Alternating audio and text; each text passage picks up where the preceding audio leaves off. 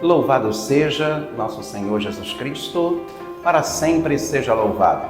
Muito bom dia, muito boa tarde, muito boa noite. Estamos aqui mais uma vez, eu, Padre João Cláudio, nas ondas da nossa internet para a nossa reflexão diária do Santo Evangelho, nesta terça-feira, dia 21 de novembro.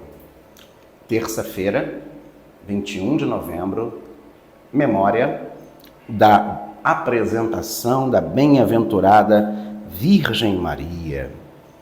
Estamos na 33ª semana do tempo comum. Estamos nos aproximando da festa praticamente de Cristo Rei. Estamos aí quase que concluindo o ano litúrgico.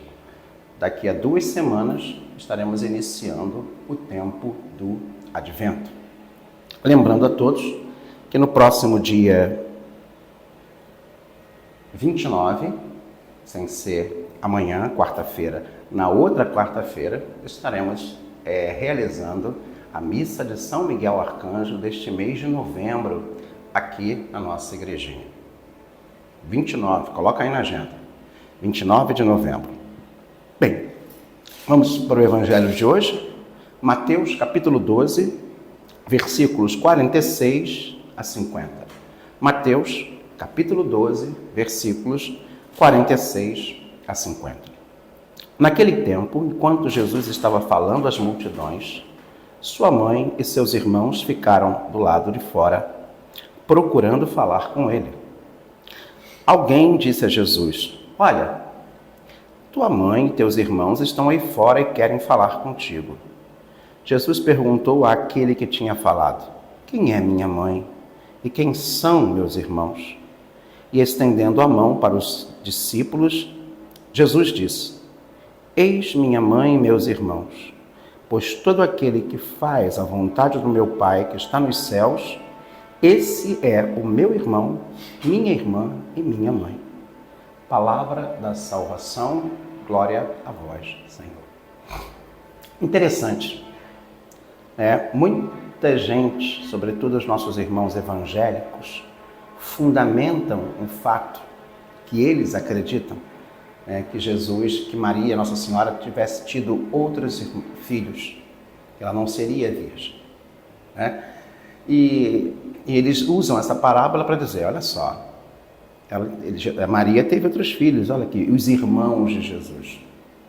Bem, eu acho muito interessante que esse texto mostra exatamente o contrário.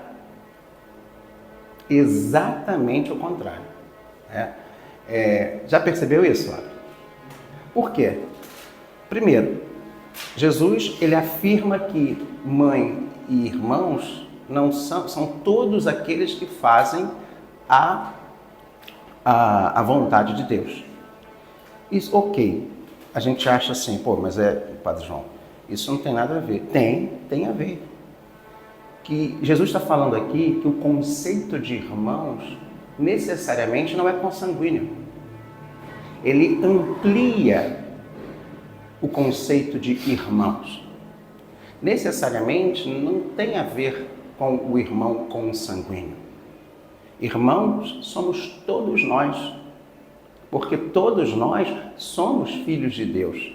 E todos aqueles que fazem a vontade de Deus vão se tratar como irmãos. E necessariamente não precisa ser consanguíneo. Ele amplifica isso. Agora, nós também podemos levar em consideração algumas outras observações desse texto da apresentação do Senhor. Primeiro, a pessoa que fala para Jesus. Eu já falei aqui diversas vezes que a maior tentação que Jesus sofreu foi qual? A tentação da vaidade, a tentação do orgulho, a tentação que foi, de fato, aquela tentação lá de Adão e Eva. Não pense vocês que o demônio ou o mal não continua tentando. O próprio Jesus foi tentado. E aquela senhora que diz isso quer mostrar ali, primeiro, que Nossa Senhora e os discípulos tinham privilégios diante daquela multidão de estar ali. E Jesus meio que dá um corte nela.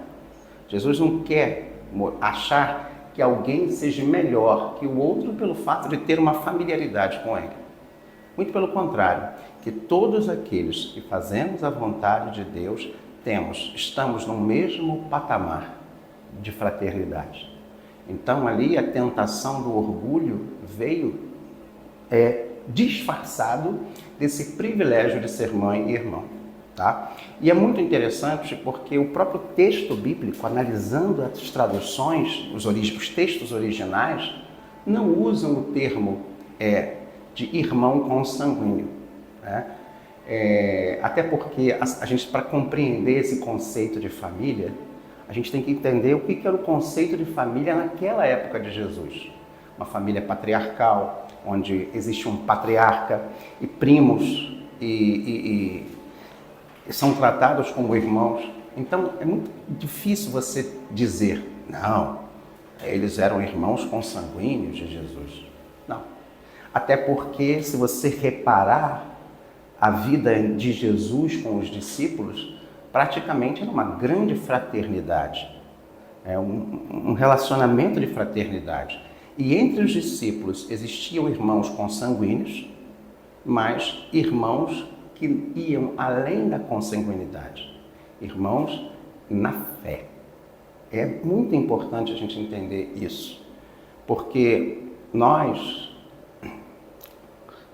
quando praticamos a lei do amor, nós nos tornamos mais do que amigos, nós nos tornamos irmãos.